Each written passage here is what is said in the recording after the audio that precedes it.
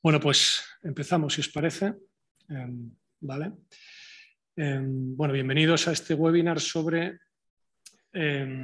negocio y regulación audiovisual en España en el entorno digital actual, organizado por la Escuela de Práctica Jurídica de la Universidad Complutense.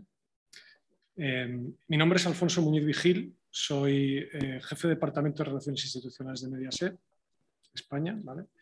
Y voy a moderar este webinar, en el que van a intervenir pues, los ilustres compañeros del sector que tengo conmigo.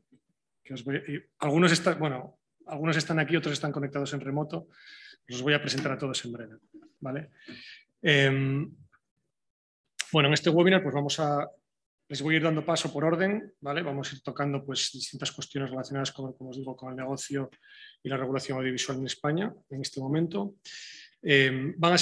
Lo tenemos preparado como una serie de intervenciones breves, ¿vale? De 10 minutos cada una, o en torno a 10 minutos cada una, pues para hacerlo ágil. No pasa nada porque nos interrumpáis en cualquier momento, estamos aquí a vuestro servicio, ¿vale? Lo que queráis, alguna duda, alguna cosa que no hayáis entendido bien, nos interrumpís en cualquier momento, preguntáis, si queréis al final de cada intervención. Vamos a dejar en cualquier caso un espacio al final de todo el webinar pues, para preguntas, tanto a la gente que ha venido en persona como a los que estáis ahí, que las podéis hacer a través del chat. Y vamos a tratar de ir respondiéndolas todas en la medida de lo posible. Si no pudiésemos, pues hacemos una selección o las trato de agrupar de alguna manera para tratar de responderlas todas, ¿vale? Bueno, antes de dar paso a los ponentes, voy a hacer una breve introducción, ¿vale? Prometo que será corta porque aquí lo importante es que hablen ellos y va a ser pronto. 3 puntos, ¿vale? El primero, este webinar se enmarca en un conjunto de iniciativas formativas, ¿vale? Sobre el sector audiovisual o sobre la regulación audiovisual organizada por la Escuela de Práctica Jurídica de esta universidad, que va a culminar con un curso especializado, un diploma de alta especialización en Derecho Audiovisual, que va a tener lugar entre abril y junio de este año, ¿vale? En el que van a participar como docentes pues, los profesionales que están aquí hoy y otros realmente grandes profesionales. De hecho, estamos muy contentos de haber reunido el grupo de profesionales que hemos podido reunir para esto.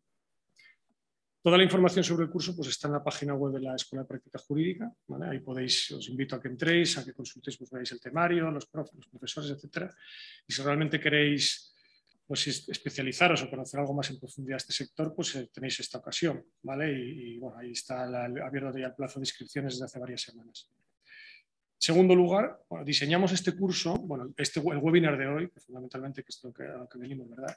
Diseñamos el webinar y el curso pues porque entendíamos que había como un hueco formativo por cubrir en esta materia. Es decir, no hemos visto otros programas de estudios especialmente centrados en derecho audiovisual, o no al menos como hemos planteado intentando cubrir todos los aspectos legales desde que surge la idea del negocio audiovisual hasta que el contenido audiovisual se difunde y se produce la interacción con los telespectadores, etcétera, con los usuarios, pasando por todos los procesos o las fases intermedias necesarias para la constitución del negocio, como sería, por ejemplo, la elección del soporte desde el que emitir, la elección del contenido audiovisual a emitir, sea de producción ajena, de producción propia, contenido generado por los propios usuarios, etc.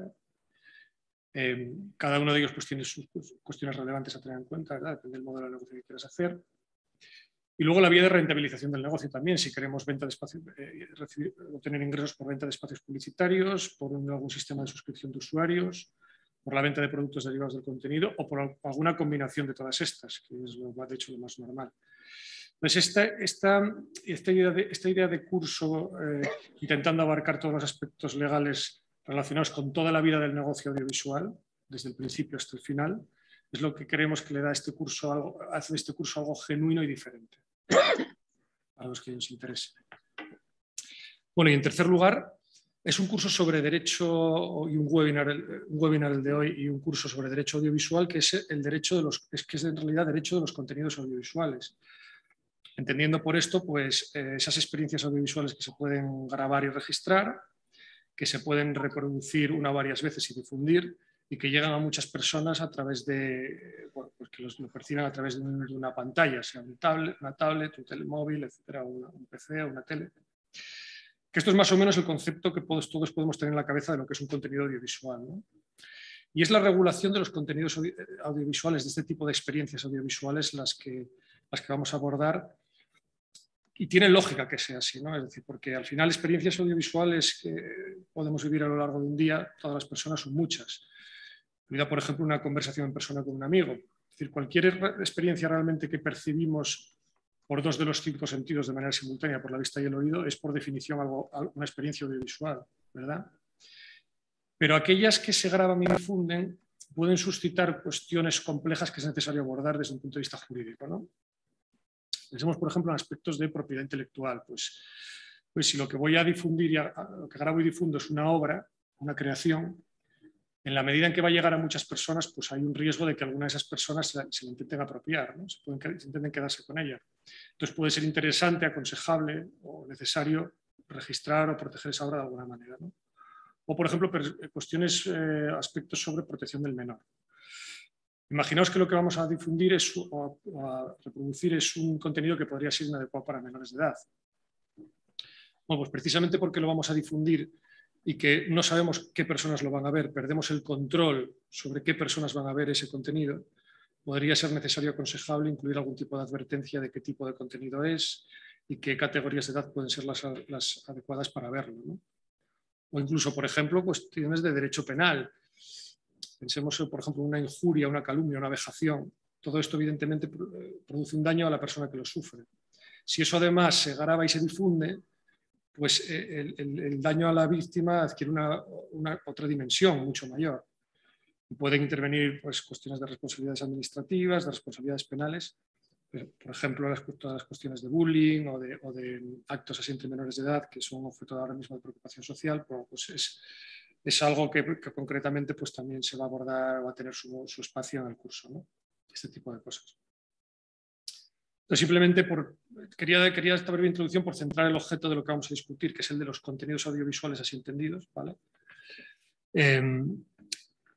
Y bueno, hecha esta breve introducción o esta explicación de contexto, pues voy a dar paso, si os parece, ya a las primeras personas que van a intervenir. Son Carlos y Javier, del Grupo Sequoia. Carlos López Martín de Blasque, secretario general y director de la asesoría jurídica del Grupo Sequoia, y Javier Bermúdez de Castro Verbel, que es director jurídico de Sequoia Studios. Nos van a hablar sobre la situación del negocio audiovisual en España en la actualidad. Pensamos en el sentido que nadie mejor que el Grupo Sequoia, pues por todo el esfuerzo de tantos años, pues por dar protagonismo e impulso a este sector en España, pues nadie mejor que ellos para hablarnos de la actualidad del sector del negocio y de las expectativas de futuro, inmediatas de futuro. Pues bueno, pues Carlos y Javier, cuando queráis, en el orden que lo hayáis preparado, pues gracias por participar. Muchas gracias. Alfonso, gracias por tu introducción, Alfonso. Efectivamente, queremos creer que venimos aquí un poco para dar voz junto con el resto de los compañeros a la industria. Industria es una palabra que quizás suene hueca, pero a lo largo de la experiencia, de los años en este sector, hasta hace muy poco no podíamos hablar realmente de una historia de industria, más allá de lo que pudieran representar quizás las televisiones en abierto o lo que pudiera representar la industria del cine o la ficción extranjera. Pero en el ámbito nacional, esa industria o esa pretendida industria en aquella época se veía totalmente condicionada, en primer lugar, por las subvenciones. Se consideraba, y en cierto modo, no sin cierta razón, que era una industria subvencionada, sobre todo lo que tenía que ver con cine y toda la parte que tenía que ver con ficción o de entretenimiento, programas unscripted de entretenimiento, documentales, etcétera, condicionada a los encargos que podían hacer en este caso las televisiones en abierto. Se ha evolucionado respecto a esto. Yo creo que hemos dado un salto adelante, gracias en gran medida también precisamente a las televisiones en abierto, porque al final las televisiones en abierto fueron la génesis de la industria de ficción que tenemos hoy en España, que es, sin lugar a dudas, la industria audiovisual en español, en idioma español más pujante del mundo y en términos generales, a nivel internacional, probablemente una de las industrias de ficción más importantes. ¿A qué se debe esto? Principalmente, ¿no? Y tampoco quiero extenderme ni filosofar demasiado sobre esto, pero en primer lugar, insisto, a la aportación que hicieron las televisiones en abierto al financiar y dar la oportunidad a los productores independientes para que pudieran desarrollar su obra. Cuando no había oportunidad de realmente explotación fuera de España de esas obras, y también por determinadas políticas que se han llevado a cabo desde la Administración, y esto es así, que van más allá de la mera subvención, las subvenciones archiconocidas del ICA, casi a fondo perdido para hacer cine, sino subvenciones que se han focalizado en los incentivos fiscales buscando inversión de particulares, de empresas, de autónomos, etcétera, etcétera, a una industria como es la industria audiovisual, no solo centrada en el cine, sino audiovisual en sentido amplio, que ha permitido que las productoras se puedan financiar sin estar condicionados ni a subvenciones ni a encargos de producción, y eso ha permitido, junto con el evidente talento que hay en España para la concreción de este tipo de contenidos, que a día de hoy por fin podamos hablar de industria con mayúsculas. La industria audiovisual en España existe, es un hecho, no es una arquitectura hueca y vacía que nos hayamos inventado los agentes del sector, es un hecho que existe industria, y existe, ya os digo, entre otras cosas, por todos estos factores de los que hemos hablado.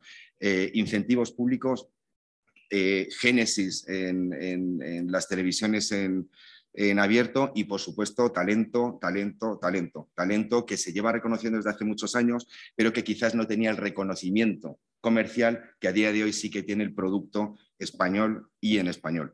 Esto ha hecho que haya habido una explosión, insisto, en la demanda de contenidos en español y de España, y esta explosión de demanda ha venido de la mano de la explosión de demanda general a nivel internacional, derivada de la presencia de las grandes plataformas, véase Netflix, Amazon, HBO, Movistar a nivel más local.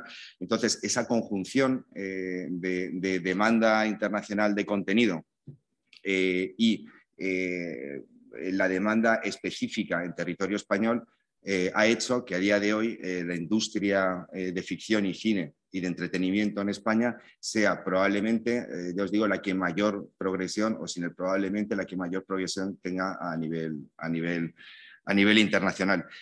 Estamos en una nueva situación, en una nueva era, donde hay muchos más agentes en el mercado que demandan nuestros contenidos. Nos lo demandan plataformas, nos lo demandan distribuidoras, nos lo siguen demandando las televisiones en abierto, tanto nacionales o internacionales, y esto ha hecho que, como comentaba antes, tengamos una posibilidad de financiación de este tipo de productos que nos permitan una mayor calidad, una mayor inversión y, por lo tanto, una mayor proyección comercial. Esto también ha hecho que podamos abrir un poco el abanico en cuanto a la tipología de contenidos que podemos abarcar las productoras, tanto pequeñas como un poco más grandes, como es nuestro caso. En cuanto a estos modelos de producción que a día de hoy se están llevando a cabo, que estamos llevando a cabo, pero creo que son extensibles al resto de productoras o de agentes que están en el mundo de la producción audiovisual, que en gran medida se puede entender que es la parte de ficción, cine y unscripted, entendido como tal. Vamos a meter documentales y en cierto modo entretenimiento. Nos va a comentar ahora mi compañero Javier. Pues muchas gracias, lo primero, Alfonso, por la oportunidad de compartir con vosotros esta tarde sobre un tema que nos parece tan interesante, ¿no? Me sumo a lo que comentaba Carlos y ahora podemos ahondar en ese tema de los tipos de modelos en que existe industria, y además creo que estamos en un gran momento de la industria, ¿no? Estamos en un momento de auge en la que se demandan muchos profesionales en el mercado, se demandan nuestros contenidos, lo que hace, bueno, pues que estemos generando proyectos, yo creo, muy interesantes, no solo para el mercado local, sino para todos los mercados, ¿no? Con una proyección internacional muy importante. Sobre estos modelos que comentaba Carlos, que yo creo que es esta tendencia, ¿no? del mercado, pues evidentemente antes yo creo que estábamos todos más acostumbrados en esa génesis, ¿no? que comentaba al inicio, de cómo los canales de televisión en abierto pues hacían ese encargo de contenidos a productoras, pues de contenidos de ficción, incluso de cine, de las series de televisión, ¿no? Los programas de entretenimiento, pues era a través de encargos de producción, para que la productora, pues a cambio de poner su know-how y poner también su fee de producción, pues crease un contenido que se trasladaba directamente pues al operador en cuestión, generalmente por las televisiones, ¿no? Las que han apostado desde el inicio por esos contenidos, sobre todo de ficción. Lo que ha cambiado y lo que creemos que es también una oportunidad en la industria y en este caso para el ámbito de la producción audiovisual son los nuevos modelos de negocio que se están llevando a cabo y que ya son una realidad, que a diferencia de estos modelos más de, bueno, un concepto del original, ¿no? Que ahora está tan en auge la palabra, el modelo de originals, que era pues ese encargo quizás de producción de contenidos, pues tiende a que los propios productores retienen esa IP en los proyectos, cosa que entendemos que es muy interesante no solo para los productores, que de esa manera también se crea industria, sino para las propias plataformas y para los propios operadores, ¿no? de televisión, los canales, que mis compañeros ahora podrán comentar, ¿no? Más esa visión de los canales en abierto, pero creemos que es algo muy positivo para todos. En este sentido, estos modelos novedosos, ¿no? En los que retiene IP los productores, a fin de cuentas, pues de alguna manera los que impulsan, los que acometen el riesgo de la producción es el propio productor y facilita a través de pues, unas estrategias, ¿no? De colaboración con plataformas, con operadores, que se lleven a cabo pues, a raíz de diversos métodos que ahora, si queréis, entramos un poco a comentar en detalle. Lo que genera, a fin de cuentas, es que puedan convivir en el mercado estos dos modelos de producción, uno más del tipo originals, ese encargo de contenidos, que además entra un player nuevo en la industria, como comentaba Carlos, que es las plataformas de contenido, el auge que estamos viviendo, ya no solo apuestan por el contenido de ficción, sino que estamos viendo tendencias en el mercado de que apuestan por contenidos de entretenimiento, algo que hace un par de años era algo casi impensable, pues ahora vemos realities en plataformas, vemos pues incluso factuals, ¿no? De temas de cocina, de temas de viajes, etcétera, etcétera, en las propias plataformas, que es contenido puro de entretenimiento, que algo que antes estaba más reservado, pues quizás para las televisiones, ¿no? Entonces, pues ¿cómo pueden convivir estos dos modelos? Creo que es una gran oportunidad para, en este caso, la producción audiovisual, la industria, los productores, y sobre todo que posibilita a las plataformas y a las televisiones participar y generar un catálogo de contenidos mayor. No solo tienes la apuesta por un encargo de una serie, sino que a través de la compra de derechos y a las preventas de compras de derechos de muchos proyectos, pues puedes emitir y tener más catálogo de contenidos en tu propia plataforma o en la propia televisión. Y estas nuevas fórmulas, yo creo que además lo estamos experimentando porque estamos en muchos proyectos muy diversos, cada vez son más complejos, ¿no? Y quizás esa necesidad, que me ha gustado la definición que haces de derecho a los contenidos, ya es una materia en sí mismo, ya es una materia breve porque engloba, yo creo que diversas áreas del derecho, y en estas estructuras que os comentaba de modelos novedosos de retención de IP por parte de las productoras, pues se mezclan temas mercantiles, temas fiscales, temas de propiedad intelectual, bueno, un escenario novedoso en el que hay que tener esa especialización en todos estos ámbitos. Como os decía, este tipo de nuevos proyectos, ¿no? Al final lo que creemos que, y un poco por desglosar la tipo de financiación o dónde puede acudir el productor para desarrollarlos, una parte muy importante, por supuesto, siguen siendo las plataformas y los operadores en abierto a través de esas preventas de derechos. Todo productor, pues cuando presenta o tiene en mente un proyecto audiovisual, lo que busca es tener la financiación para poder hacerlo, ¿no? Esto es importante. Decía Carlos que hay que huir, y comparto con él, el tema de sentirse un sector subvencionado, como podía ser en algunos momentos, acudir a ayudas al ICA, y que si no tienes esa ayuda no puedes llevar a cabo los proyectos. Nosotros creemos, y así creo que lo venimos demostrando en los últimos años, que no es necesario, ¿no? Que se pueden estudiar otras vías y se pueden llevar a cabo proyectos y un listado importante de proyectos sin tener que acudir a esas subvenciones, que por supuesto son importantes porque fomentan el desarrollo y la promoción de la cultura en España, y tienen que convivir con que el resto de productores sigan haciendo sus producciones. Entonces, sobre esta vía, y sin extenderme mucho, y ahora si quieres, Carlos, te cedo para que también entres en el tema de los incentivos fiscales, que es un tema que yo creo que es muy interesante que podamos comentar, pues al final lo que vemos es este tipo de preventas de derechos que al final pues pueden ser en diferentes, cada vez se habla de más medios, más territorios. Cuando un productor piensa una serie de televisión, por ejemplo, lo que piensa, y cada vez se parcializa más ese tipo de preventas, pues se busca el tan famoso SVOD, ¿no? Que las plataformas están apostando por comprar ese contenido, aceptando que es el productor el que vende otro tipo de territorios y otro tipo de licencias de ese mismo contenido, incluso llegando a darse casos que pues grandes plataformas puedan tener la explotación en SVOD en un territorio y en otro territorio que sea otra de las plataformas la que lo emita, ¿no? Que da esos modelos que, como decía antes, eran más colaborativos y permiten al productor generar proyectos también más grandes. Entonces, además de estas preventas de derechos, como os decía, pues es compatible una venta de derechos a Amazon en Latinoamérica y HBO en Europa. Pues sí, cada vez existe más este tipo de modelos en que una misma serie puede ser emitida por una plataforma en un sitio y en otro territorio por otra, junto con, por supuesto, las preventas de derechos en abierto, ¿no? Ese Free TV que es tan importante y sobre todo que a su vez cubre también o permite cubrir esas obligaciones de financiación de obra europea que tienen los operadores. Con lo cual esa convivencia y eso cómo se complementan todas esas preventas hacen que al final la financiación de un proyecto se cubra de una manera importante, con lo cual el productor puede acometer, ¿no? ese proyecto. Y generalmente, como no cubre el 100%, pues existen otras vías, que era lo que os comentábamos antes, de esos incentivos fiscales que son las deducciones a la inversión en producción de obras audiovisuales, que facilitan que el productor pueda pues traspasar esa deducción a aquellos inversores que no tienen que estar relacionados con el sector audiovisual para generar ese incentivo que complemente la financiación de la serie o de la película o de la obra audiovisual en general. Con lo cual, y por eso os hablaba de esta complejidad que a su vez es tan interesante, además de un producto audiovisual, de una obra audiovisual, al final también de alguna manera estamos creando un producto financiero que conviven a la vez y hace tan interesante y tan atractivo para otros agentes que no tienen que ver con la industria acudir a este sector.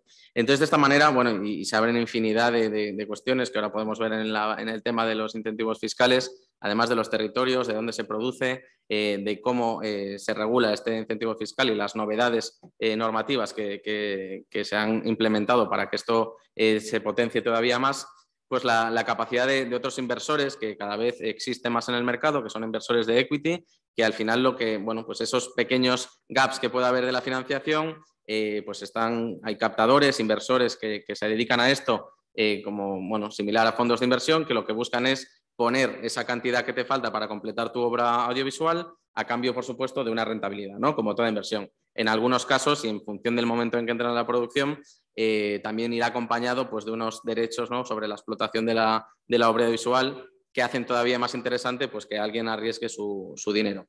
Y todo esto, y le cedo el testigo a Carlos para que podamos comentar un poco el tema de los incentivos, acompañado de las posibilidades pues, de otros agentes, como en este caso la Sociedad de Garantía Recíproca, la SGR, con la que trabajamos conjuntamente, que permiten o avalan de alguna manera al productor audiovisual para que pueda acudir a financiación bancaria y esos contratos de preventas que, como todos sabéis, pues al final generalmente el productor percibe esas cantidades asociadas a la preventa en el momento en que empieza a emitir la plataforma o la televisión en ese contenido, con lo cual permite, a través de esa aval de la SGR, que el productor acuda a los bancos y se les descuente esos contratos que permiten realmente acometer el proyecto, ¿no? Tener la financiación, el dinero en el banco para llevar a cabo la producción de la obra audiovisual. Entonces, bueno, esto es un escenario nuevo que nosotros llevamos ya unos años trabajando, sacando muchos proyectos adelante y cada vez pues, se complica o es algo más complejo, pero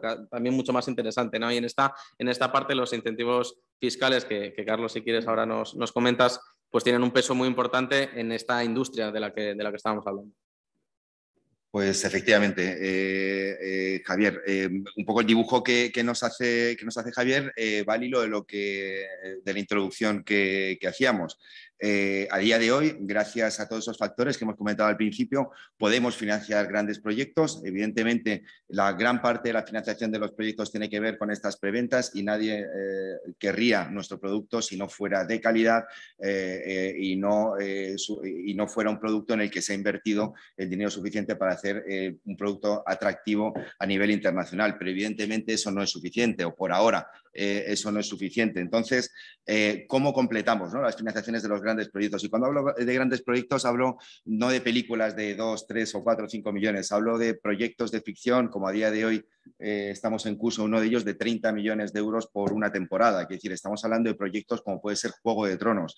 A día de hoy, desde España, cosa que era absolutamente impensable, no solo se pueden hacer, es que los estamos haciendo. Entonces, gran parte también de esta financiación para poder alcanzar grandes proyectos de estas características vienen de los incentivos fiscales, en los que no voy a profundizar porque supongo que ya tendremos tiempo el día de mañana y sobre todo en el curso, si Dios quiere. Simplemente haceros un pequeñísimo resumen sobre las medidas fiscales que existen en España, que están principalmente reguladas en la Ley de Impuesto de Sociedades, en sus artículos 36 y 39, 36.1, 36.2 y 39.7, que tienen que ver principalmente tanto el 36.1 como el 36.2, en un caso son incentivos a través de vehículos que se llaman agrupaciones de interés económico, que son vehículos a través de los cuales se vehiculiza la inversión de estos particulares, de estos terceros ajenos al sector, que se van a ver beneficiados de este incentivo fiscal, aunque no participen realmente ni del sector ni de la producción, a través de este artículo 36.2 de la Ley de Impuesto de Sociedades, que se conoce como tax rebate, que es un incentivo que se presta a cualquier productor o plataforma extranjera que quiera rodar, grabar aquí en España y que por lo tanto fomente ese service de producción por parte de las productoras españolas. También está incentivado de manera que se genera una bolsa, como si dijéramos un incentivo fiscal a favor del productor, que revierte en un menos precio, en un menos coste de producción aquí en España. Esto es un tipo de incentivo que está extendido en gran parte del mundo. En España es especialmente atractivo en península, pero aún más en algunos territorios, de territorios forales y principalmente en Canarias, donde un rebate medio o un incentivo fiscal a través del 36.1, a través de ahí estamos hablando de un 54% del primer millón, si no me recuerdo mal, y un 45% a partir del segundo millón y sucesivos en presupuestos. O sea, estamos hablando de unos incentivos fiscales que no tienen ninguna comparación dentro del mercado y que, sin embargo, lo que nos están permitiendo es, por un lado, poder financiar nuestras obras y, por otro lado, fomentar que producciones extranjeras vengan a España. Y vengan a España no solo por el sol, como mucha gente quizás se crea, o porque tenemos una naturaleza muy diversa. Vienen aquí a España porque ellos no traen sus equipos. Las unidades de producción son españolas. Las unidades de producción de los servicios de producción no se exportan ni se importan. Son unidades de producción españolas en las que confían grandísimas productoras, Amblin, Sony, o sea, grandísimas productoras que dejan en manos de productores de servicios, de productores españoles, la ejecución de gran parte de sus obras. Y por último, con el incentivo fiscal, hacer mención a la última novedad legislativa, y creo que es interesante al menos mencionarla, que está regulada en el artículo 39.7 de la Ley de Impuesto de Sociedades y que tiene que ver con los contratos de financiación.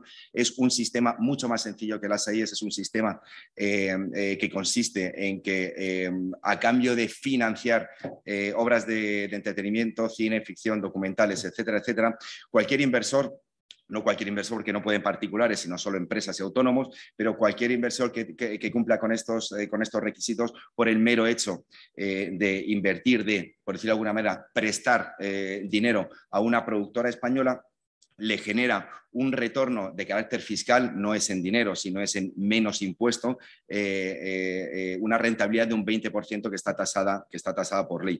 Simplifica mucho el sistema, asegura mucho el sistema. Hemos comprobado que es un sistema de bonificación fiscal que atrae mucho a los inversores, quizás no tan cualificados como los que invertían en AIES, y a través de este nuevo incentivo, el 39.7 y contratos de financiación, es cierto que hemos financiado pues, quizás el 50% de los proyectos de este año. Y por último, hacer en cuanto a lo que tiene que ver con esas, voy a llamarlas ayudas públicas o fomento del sector, mejor dicho, por parte de la Administración. No podemos olvidar, y aunque solo sea una píldora, los tan manidos y tan comentados fondos Next Generation de la Unión Europea. Estos fondos Next Generation, como sabéis, se urdieron en el marco de la Unión Europea. A España se le concedieron, o mejor dicho, se le preconcedieron, por decirlo de alguna manera, 140.000 millones de euros. Estos fondos Next Generation, a través del Plan de Recuperación, Transformación y Resiliencia, se pretenden canalizar a distintos sectores de la actividad industrial en España, y para ello, para vertebrar estos fondos que vienen de Europa, se generaron lo que se llaman PERTES, son proyectos estratégicos, y esto lo tengo que leer, para la recuperación y transformación económica. Estos PERTES, digamos que son, hay 5, si no me equivoco, son grandes elementos vertebradores a través de los cuales se ha fijado el Estado en determinados sectores donde va a destinar estos fondos que provienen de Europa. ¿Y qué ocurre con el mundo audiovisual? ¿El sector audiovisual está dentro de los PERTES? No lo está. Desgraciadamente, el sector audiovisual se ha quedado fuera, espero que momentáneamente o por ahora, de estos planes de ayuda. De hecho, solo se ha hecho una dotación de 200 millones de euros. Solo, digo solo porque estamos hablando de 140.000, 200 millones de euros que se van a incluir dentro de un proyecto que existe en la Administración española, que se llama el Spin Audiovisual Hub, que en total van a ser 1.500 millones, por 1.300, digamos, por línea de administración, y 200 millones vía PERTE, mejor dicho, fondos Next Generation, que hace un total de 1.500 millones. Es algo que ha tenido muchísima repercusión, como yo creo que todos habréis podido apreciar, y de hecho, y esto no es por... el anuncio se hizo precisamente en nuestras instalaciones cuando nos visitó el presidente del Gobierno. Es una clara apuesta del Gobierno en favor de nuestro sector, pero el sector audiovisual lo que quiere acceder es que, como os comentaba al principio, se le considere industria en mayúsculas, y para ser industria en mayúsculas, más allá de los planes temporales, parciales que pueda ofrecer la Administración, nosotros, la vocación que tenemos, el objetivo que nos hemos marcado dentro del sector audiovisual, es que exista un PERTE audiovisual, es que uno de los ejes vertebradores de los fondos Next Generation vayan al sector audiovisual, porque el sector audiovisual no es hacer películas. El sector audiovisual es, además de hacer películas, hacer muchas cosas más. Lo hemos atisbado un poco con lo que ha comentado Javier. El sector audiovisual mueve cientos de miles de empleos, cientos de miles de millones a nivel internacional, y a día de hoy España está en el momento adecuado para que se le dé el último empujón y nos convirtamos en un nuevo Londres como meca del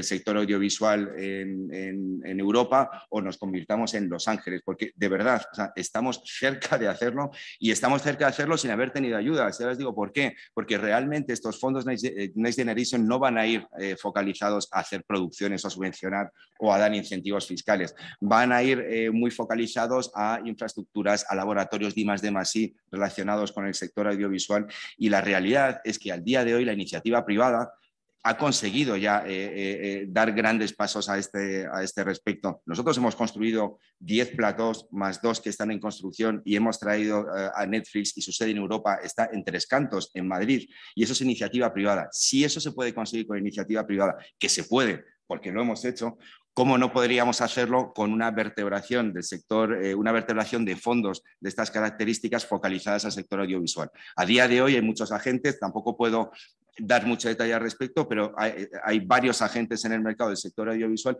que estamos metidos en que se nos considere como un elemento vertebrador, no ya del sector relacionado con el audiovisual, sino de la economía española, que realmente, igual que hay un PERTE para coches eléctricos, se entienda que nosotros somos tan importantes como puede ser un sector como el sector de automoción, y con una proyección a futuro que es innegable, vistos los resultados, vistos los volúmenes y vistos los importes en inversión en producción que ha habido en España en los últimos dos ejercicios. Solo por daros un pequeño dato, ¿no? de en qué consisten estos ejes. Tienen estos ejes sobre los que se mueven actualmente este plan español del Español Audiovisual Hub, que os digo, es el que ha hecho, se ha venido desde la administración, tiene que ver con la digitalización de actividades audiovisuales, algo que es absolutamente necesario tanto a nivel de procesos de producción, de postproducción, de almacenamiento de imágenes, de procesos, etcétera, etcétera, la mejora de los instrumentos fiscales y financieros. Y es un hecho que a día de hoy, aunque no se hayan ejecutado estas medidas, sobre todo a raíz de la pandemia, algo bueno tenía que tener, se han mejorado muchísimo precisamente estos instrumentos, tanto a nivel semi-privado, semi-público, como puede ser el tema de la SGR, como son los incentivos que acabamos de hablar. El tema del desarrollo del talento a través de hubs hubs de I+D+I, hubs de creadores, etcétera, etcétera, pues crear laboratorios, semilleros de talento para que puedan ofrecer su producto, para que se puedan convertir en showrunners realmente y poder acudir al mercado con sus proyectos y que de alguna manera se pueda, no solo desde la administración pública, sino también desde las empresas privadas, poder fomentar esa vía de desarrollo, que también funciona porque en menor medida, pero también hemos hecho proyectos que han venido de semilleros de talento. Y por último, las reformas regulatorias que, como bien sabéis, a lo mejor a lo largo del webinar se profundiza más, pero las reformas normativas en las que estamos inmersos, que van más allá de lo que hemos comentado del impuesto de sociedades, y llegan hasta leyes tan trascendentes para nuestro sector como es la Ley del Cine, que se publicó hace 2 o 3 días el anteproyecto de manera oficial, la Ley General de Comunicación Audiovisual, que estamos ya casi en la fase final de alegaciones que terminan en marzo, ya se tendría que haber aprobado y esperemos que al menos después de las numerosas multas que nos van a caer, nos están cayendo de Europa, consigamos que se apruebe durante el primer semestre de 2022.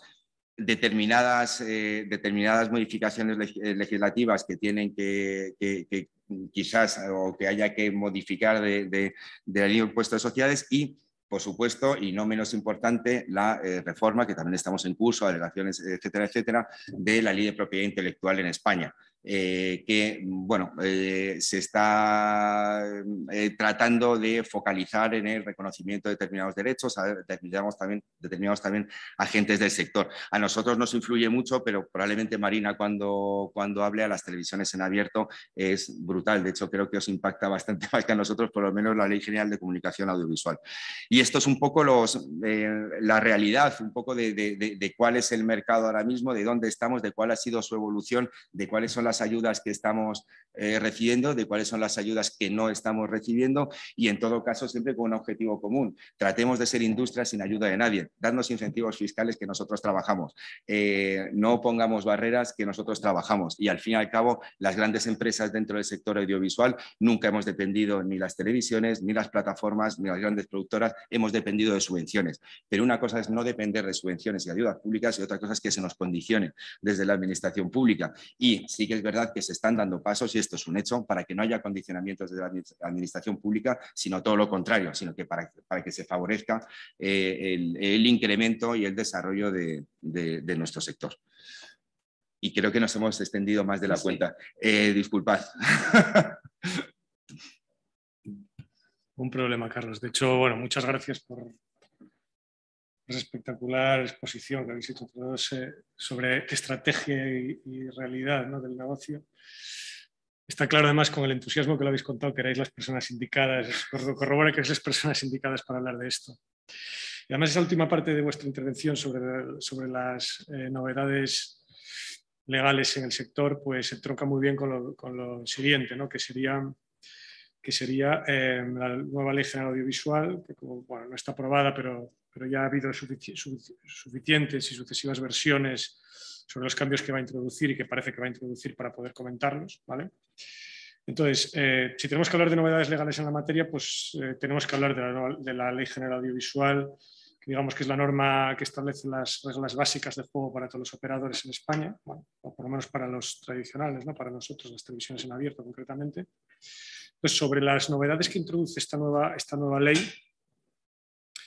que se va a aprobar de manera inminente, en breve, debería ser en breve por lo menos, tenemos a Marina Arto, que es abogada de A3 Media, mi homóloga en A3 Media. De hecho, yo creo que hacemos lo mismo, expedientes, recursos, seguimiento de normativos, seguimiento de novedades en materia legal que afectan al sector, que nos va a hablar de las novedades que introduce la ley desde el punto de vista de la empresa, desde el punto de vista de una empresa como es A3 Media. Y luego tenemos también, a continuación, conectado en remoto, que intervendrá después de Marina, a Alejandro Perales Albert, que es presidente de la Asociación de Usuarios de la Comunicación y profesor asociado en la Universidad Rey Juan Carlos de Investigación de Audiencias y Estrategias de Programación.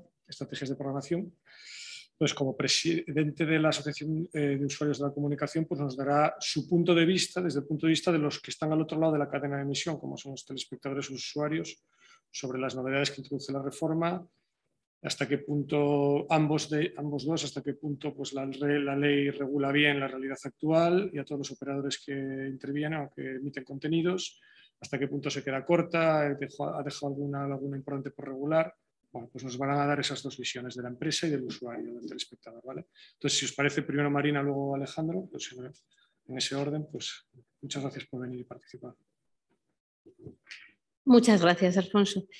Bueno, yo me he preparado para exponeros un poco teniendo en cuenta que sois alumnos de la Escuela de Práctica Jurídica, la mayoría de los que estáis escuchando, un poquito unas breves pinceladas dentro del tiempo limitado que tenemos sobre nuestra regulación básica de cara a los contenidos que emitimos.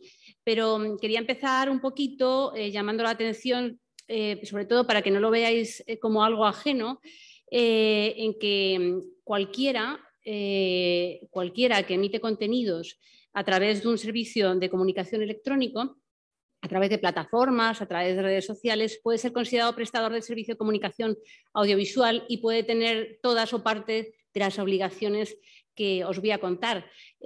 Cualquier compañero vuestro estudiante que tenga su blog, que tenga su canal en YouTube y que esté subiendo contenidos, puede ser considerado en algún momento prestador de servicio de comunicación audiovisual. Esto es algo de lo que se lleva ya hablando mucho tiempo. La CNMC, la Comisión Nacional del Mercado de los Mercados y de la Competencia, que es quien nos supervisa a los operadores de telecomunicación, lleva intentando fijar pautas, lo ha hecho en alguna resolución de canales de empresas. Pues estoy recordando, por ejemplo, una resolución de Cervezas Ámbar, que un poquito analizó si cuando Cervezas Ámbar subía contenidos audiovisuales se aplicaba o no se aplicaba la Ley General de Comunicación Audiovisual. En paralelo, en la Unión Europea, en el seno de la Agrupación de Reguladores Europeos, la ERGA, ha habido documentos, talleres, etcétera, durante 2020 y 2021, un poquito que iban en esa dirección. Y a finales de 2021 se publicó una serie de recomendaciones para los reguladores de cara a pues una serie de pautas que tenían que tener en cuenta para considerar o no a un particular como prestador de servicios de comunicación audiovisual, ¿no?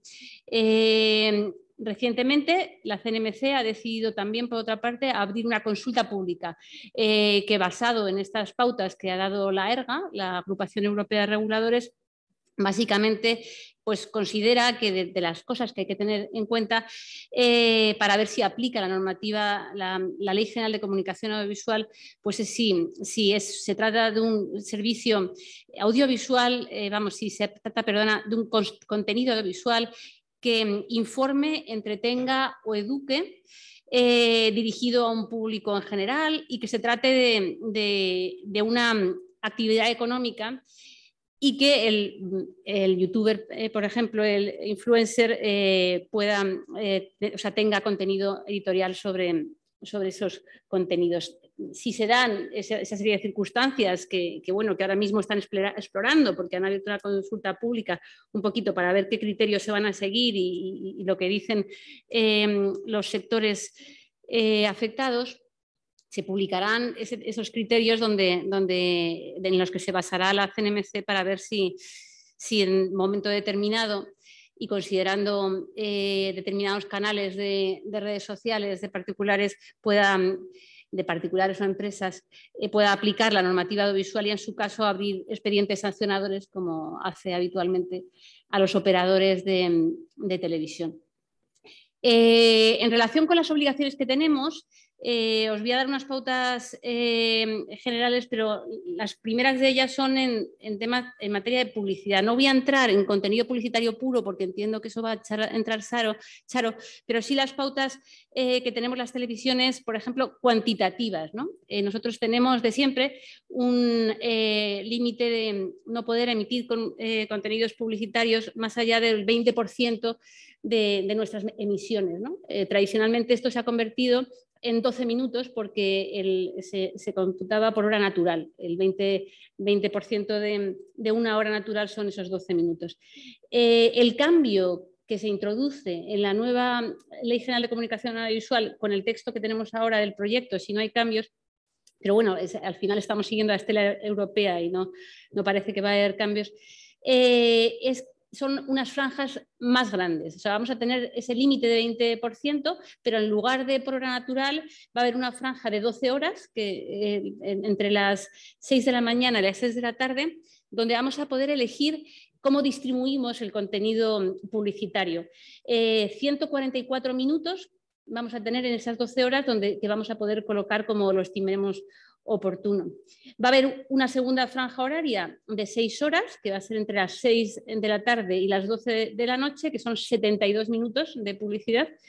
Y luego va a haber libertad para emitir la publicidad que queramos, que ahora no teníamos esa libertad, entre 12 y 6 de la mañana. Ahí no va a haber límite publicitario, ahí podemos emitir toda la publicidad que entiendan nuestros comerciales que es adecuada, ¿no?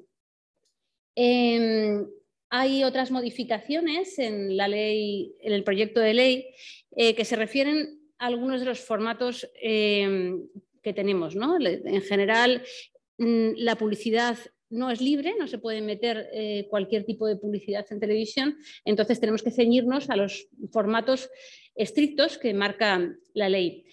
Tenemos, por ejemplo, las telepromociones, que son las que se desarrollan dentro de los programas. Aquí, en primer lugar, hay un cambio en cuanto a los límites cuantitativos, porque añadidos a los 12 minutos de publicidad por hora natural, nos solíamos tener 3 minutos añadidos para emitir telepromociones. Con la nueva ley se sigue respetando la figura de las telepromociones como forma publicitaria, pero lo que es la duración de la telepromoción computa dentro de esos 12 minutos, con lo cual no se añade, sino que tiene que estar dentro de esos 12 minutos.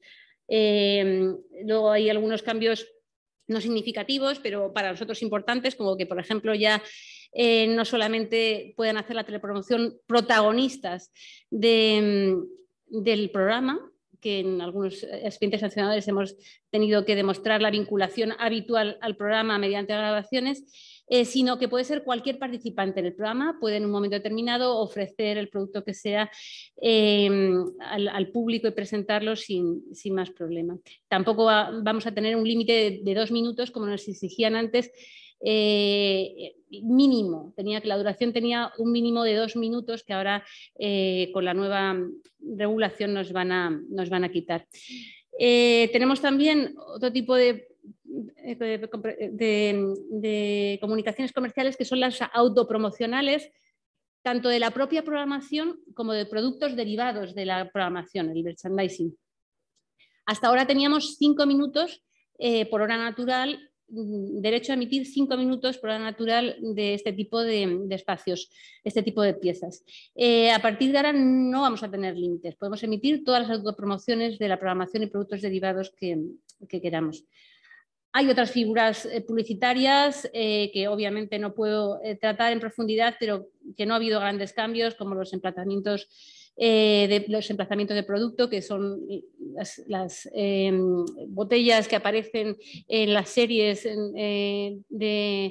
y programas de televisión, ¿no? Que muchas veces han regalado o a veces han pagado el anunciante porque se utilicen esas y no otras. No hay grandes cambios en los emplazamientos de producto, no hay grandes cambios en los patrocinios, tampoco en las piezas de cultura europea que al hilo de lo que decían mis compañeros de Socuella, son un tipo de piezas que, bueno, que dado que la ley obliga a las televisiones a invertir, a financiar la obra audiovisual, por otra parte les concede que aquellas promociones que hagan de películas en las que han invertido no computan a efectos publicitarios. Bueno, esto se mantiene en la nueva ley como estaba ya en la antigua.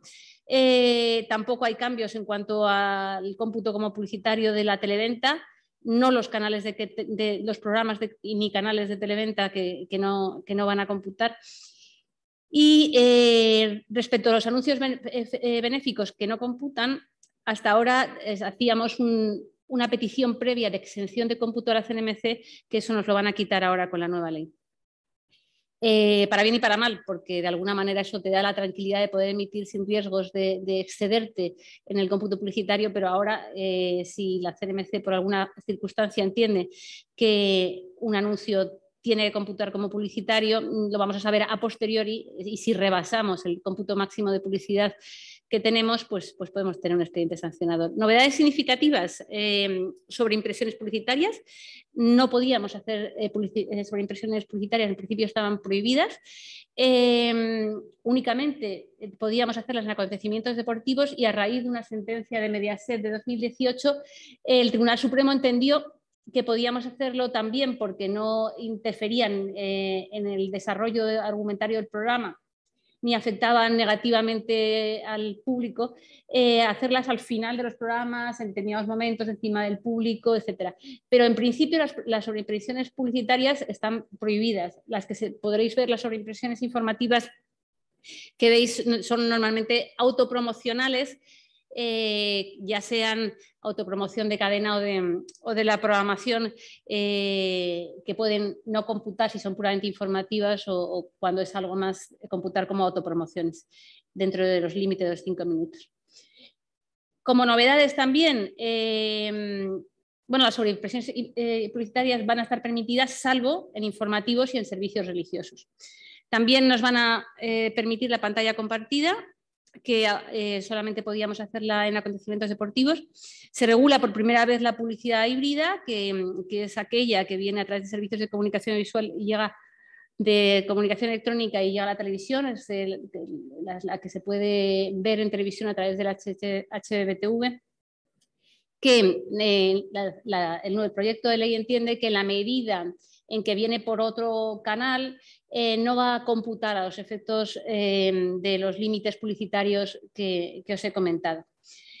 También nos dejan fuera los marcos neutrales entre anuncios, que durante años hemos estado discutiendo en los tribunales y por fin los tenemos aquí dentro de la ley.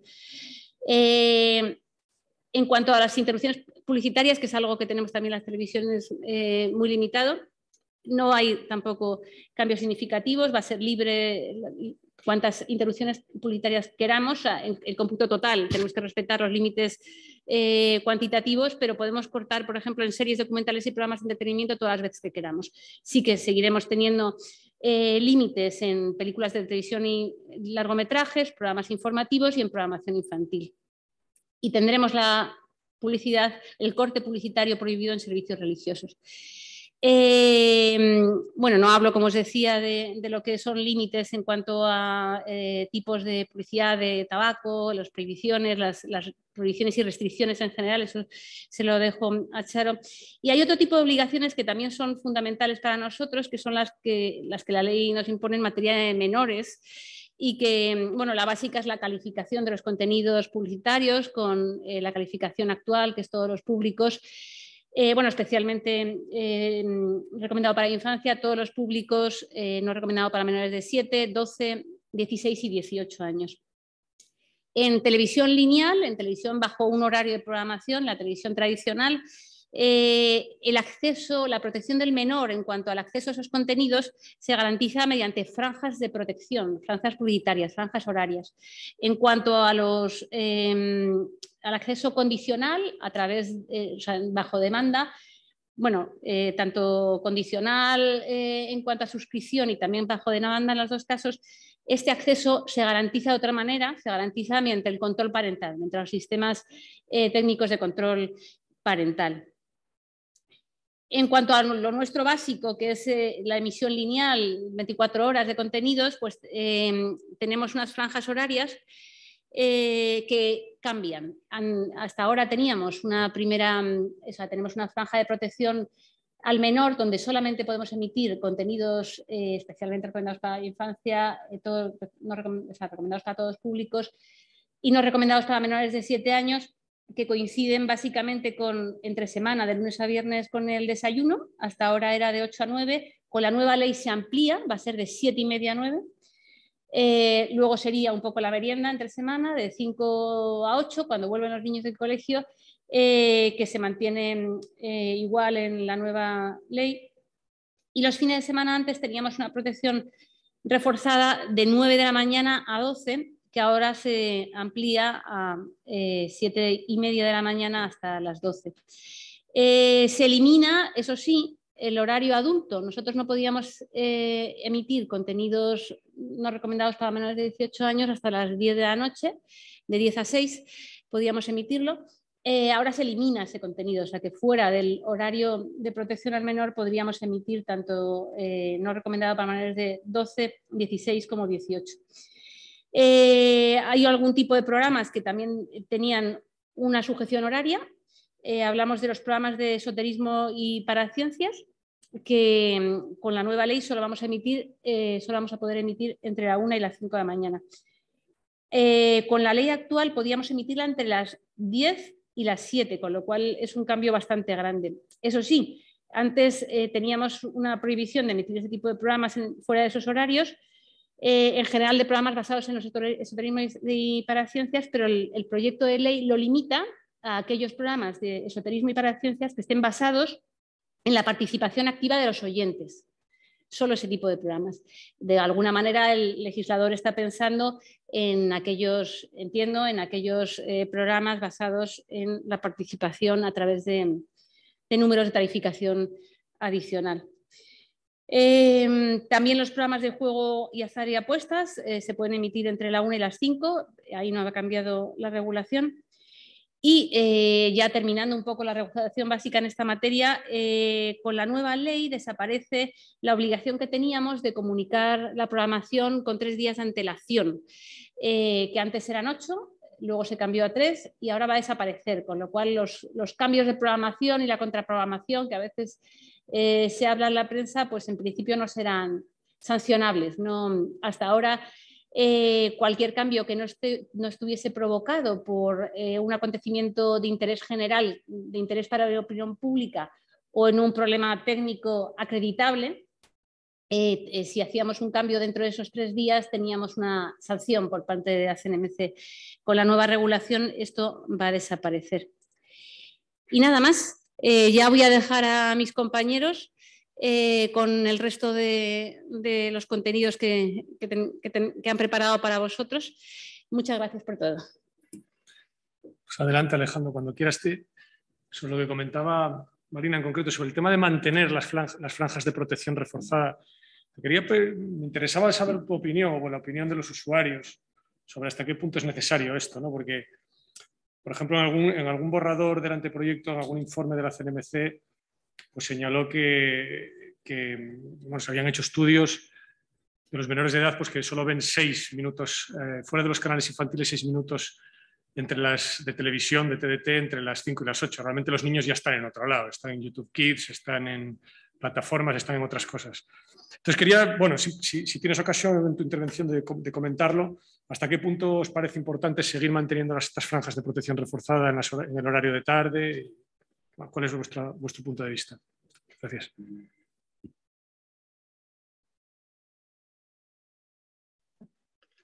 Sí, en mi intervención haré referencia a eso. Bueno, en primer lugar, daros las gracias.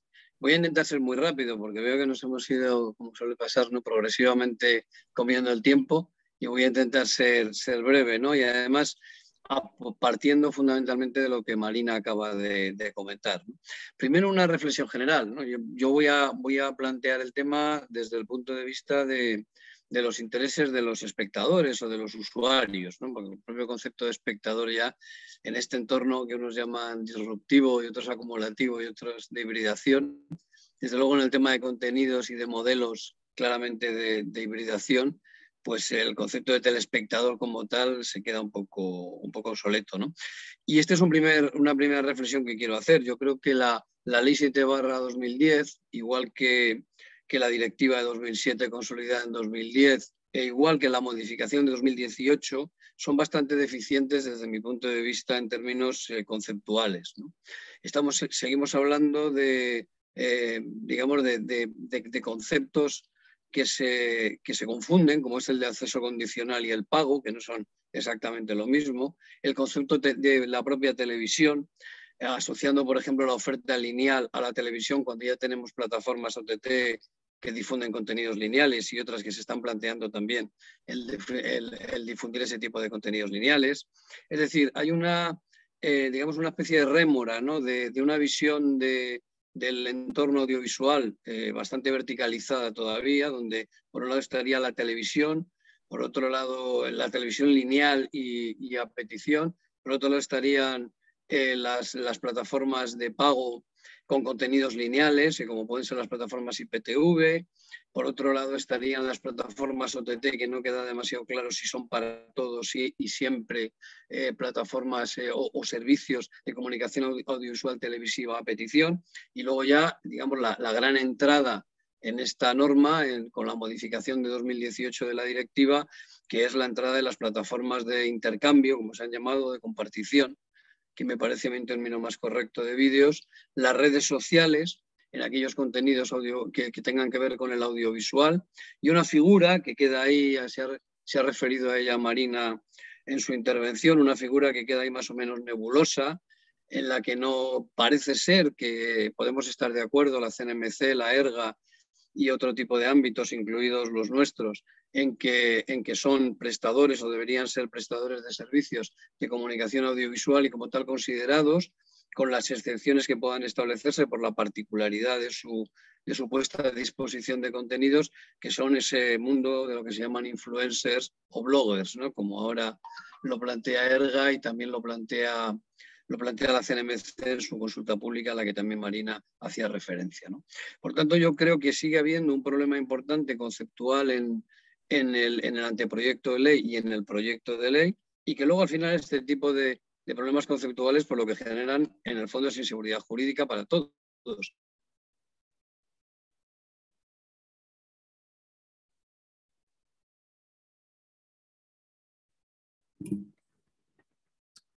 Se ha quedado congelada la imagen y la conexión, ¿no? Alejandro, ¿nos oyes? O...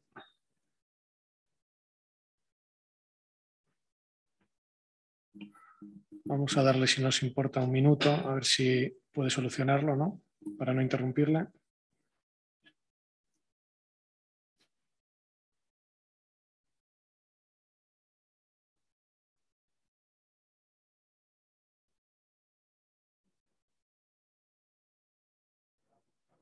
Sí, sí. Es posible que esté intentando solucionarlo. Vamos a darle un minuto a ver si... Vale. Sí, si no le doy paso a ella y cuando él recupere, solucione el problema, pues... Sí. Claro, estará tratando de conectarse otra vez probablemente, ¿verdad?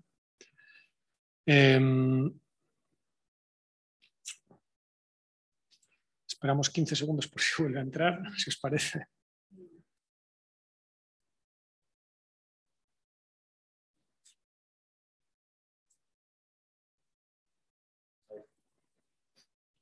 ¿Estás conectado, Alejandro, otra vez? Sí, me oís ahora, ¿no? Antes os he perdido un par de veces, debe ser la distancia, que no se lo olvido, pero casi, cuando uno está además más lejos de Madrid. Espero que Charo no tenga mis problemas. Bueno, como no sé muy bien dónde estaba, sigo diciendo que creo que hay un problema conceptual y que de alguna manera hay una cierta obsolescencia en los conceptos, teniendo en cuenta la complejidad y la hibridación, como decía, del actual sistema de comunicación audiovisual y por comunicaciones electrónicas. Y creo que eso al final acaba redundando, como decía, y no sé si se me ha entendido o se me ha oído, en inseguridad jurídica para todos, ¿no? Por lo tanto, yo espero que en este ya último trámite que queda, a ver qué pasa con la única propuesta con la única propuesta de enmienda a la totalidad, que se va a sustanciar muy enseguida, ¿no? Y luego las enmiendas parciales, a ver cómo queda el tema conceptual, porque a mí me sigue preocupando bastante. Por ser también rápido y por si se me vuelve a cortar, yo creo que desde el punto de vista de los usuarios se puede hacer una valoración de 3 aspectos, ¿no? En relación al nuevo SCUP, es decir, a todo lo que ha entrado en esa novedad del objeto de la norma, que son las plataformas de compartición o de intercambio de vídeos, de redes sociales, y como decía, de esa figura muy nebulosa porque no se desarrolla en la norma, que es la de los generadores de contenidos, yo creo que hay una gran asimetría normativa. Aun teniendo en cuenta las peculiaridades de la Ley de Servicios de la Sociedad de la Información en relación a las plataformas de compartición de vídeos, que espero que con la Ley de Servicios Digitales se solucione un tanto. La propia normativa de propiedad intelectual ya dio un paso, digamos, en la dirección de la responsabilización de las plataformas. Pero aun teniendo en cuenta eso, yo creo que hay una regulación excesivamente cauta de cara a las obligaciones de las plataformas de intercambio de vídeos, comparado con la regulación de las televisiones y de los otros prestadores de servicios de comunicación audiovisual, ¿no? Y eso es algo que me parece preocupante, ¿no?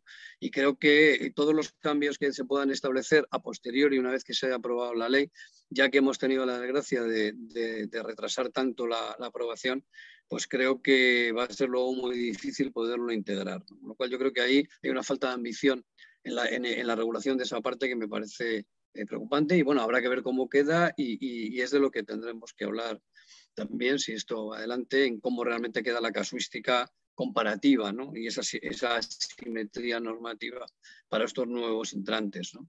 Y luego, desde el punto de vista de la comunicación audiovisual más, digamos, tradicional, por decirlo así, incluidas las plataformas OTT y los servicios IPTV, bueno, yo creo que hay, por un lado, una cierta tendencia a la flexibilización, aquí se ha comentado, flexibilización en 2 ámbitos que a los usuarios nos preocupan especialmente, ¿no? Junto con el de la defensa, digamos, de los valores constitucionales en la normativa, ¿no? Por un lado, los aspectos de comunicación comercial y por otro lado, los aspectos de protección del menor.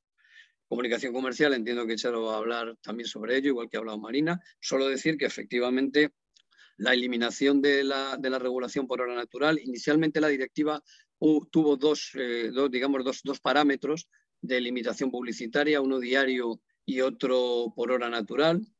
El de hora natural ahora se sustituye por franjas, da mayor disponibilidad y flexibilidad a los operadores para saturar, por decirlo así, más los horarios de prime time, y eso en el fondo pues redunda, yo creo que en perjuicio si se produce esa saturación tanto de los anunciantes como de los consumidores.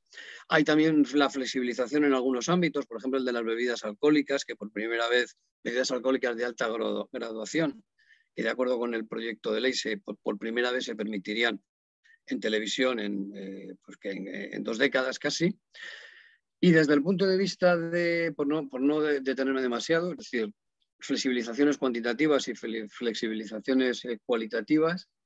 Y desde el punto de vista de los usuarios, y entro un poco en lo que tú me comentabas, bueno, yo creo que hay un aspecto positivo y es que se produce de una forma más clara la obligación generalizada de la calificación de contenidos para todo tipo de operadores, menos, de nuevo, para las plataformas de intercambio de vídeos, donde hay una cierta regulación de la posibilidad, si así se lo considera el generador de contenidos, de calificar esos programas o esos vídeos generados por el usuario que se ponen a disposición, pero a cambio de eso se produce, como también habéis comentado, pues una flexibilización de la restricción horaria, porque desaparece el horario general de protección del menor. Incluso la memoria económica, ¿no?, de impacto utilizaba datos de mi asociación, de la Asociación de la Comunicación, en favor de esa eliminación. Yo creo que hacía un uso equivocado, ¿no?, de lo que esos datos significaban, y ahora explicaré un poco por qué, ¿no? Y luego hay un elemento que para mí es también muy interesante, que aparecía en la directiva de 2018, que es la inclusión a la hora de informar adecuadamente a los usuarios, no solo de la calificación por edades, que además deberíamos ir a una mayor, y de hecho la ley del cine, que ahora está, o el proyecto de ley del cine también plantea este tema, a una mayor armonización para todo tipo de contenidos audiovisuales, no solamente ya en la gradación por edades, que cambió en la televisión en favor del cine, ni tampoco en los criterios que cambiaron en el cine en favor de la televisión, sino también en la propia señalética que se utilice en pantalla. Pero como digo, hay un elemento que es muy interesante, que es el del etiquetado temático de contenidos, ¿no? Porque se abre un ámbito para que se desarrolle esa posibilidad de que en los contenidos no solamente se informe a los usuarios de la calificación por edad, sino que también se le informe sobre la calificación o evaluación que se hace de ese contenido en función de la temática tratada, que está en el fondo del proceso, digamos, de calificación de edades, pero que se explicitaría a través de una señalética similar, por ejemplo, por entendernos, a la que tiene el código PEGI para los videojuegos, por ejemplo, ¿no? Donde no solamente tienes una calificación por edad, sino además una información sobre qué tipo de contenido es el que da lugar a esa calificación última, ¿no? Como decía, el tema de la calificación por edades es un elemento positivo, porque además cuando hablamos de una posibilidad de control parental o de codificación digital de los contenidos, eso ya afecta a todos, no afecta únicamente a los contenidos lineales, afecta ni siquiera a los contenidos de las plataformas OTT, afectaría a todo tipo de contenidos, ¿no? Pero cuando estamos hablando de la restricción por horaria, hay que tener en cuenta un aspecto cualitativo, y es que aunque es verdad que en términos generales los menores ven menos televisión que antes, ven más televisión de lo que parece, porque aquí también hay que tener en cuenta que el instrumento de medición de audiencia que utiliza Kantar es un instrumento que seguramente infravalora el consumo por razones técnicas que se pueden explicar, infravalora el consumo televisivo de los menores, pero es que son precisamente aquellas digamos, familias o aquellos sectores de la población más desprotegidos, con una menor capacidad adquisitiva, los que más dependen, con familias que normalmente los adultos no están en casa durante todo el tiempo, digamos, diario, incluido el tiempo que los menores pasan en casa después de volver del colegio, hasta horas ya tardías en las que vuelven los padres. Es decir, hay determinados segmentos de la población en los que primero el consumo lineal de televisión y además el consumo lineal que se va a producir también en las plataformas, que eso es importante tenerlo en cuenta, y por lo tanto un consumo abierto en la gran mayoría de los casos, desde luego no de pago, quizás de acceso condicional o no, pero de pago no, va a ser y va a seguir siendo bastante importante. Y luego, por otro lado, cualitativamente hablando, hablamos de un tipo de consumidor especialmente vulnerable al que habría que proteger, ¿no? Por tanto, nosotros somos bastante críticos con la desaparición de la restricción horaria para la calificación. De hecho, el anteproyecto eliminaba in extenso toda la limitación horaria, incluidas las franjas de protección reforzada. Y fue un poco la presión que se pudo hacer ahí la que consiguió que del anteproyecto al proyecto se introdujeran de nuevo o se reintrodujeran las franjas de protección reforzada. Bueno, nosotros seguimos pensando que es importante conseguir mantener, incluso diría más importante conseguir mantener la franja de protección general del menor, incluso que las propias franjas de protección reforzada, ¿no? Que seguramente sí que han entrado ya en una obsolescencia grande con los nuevos usos del consumo televisivo y audiovisual, ¿no? Y no me quiero extender más, porque creo que también he contribuido también con mi corte a que nos hayamos ido un poco de hora. Muchas gracias. No, por favor, gracias a ti, Alejandro, muy interesante vuestro punto de vista. Y sí, voy a dar paso, si os parece. Bueno, ya luego acumulamos preguntas, si tenéis alguna, ¿vale? Al final, para no extendernos mucho más, que supongo que pues tendréis todas vuestras cosas que hacer, ¿verdad? Ya tuvimos ocasión de hablar de la venta de espacios publicitarios. Bueno, Marina,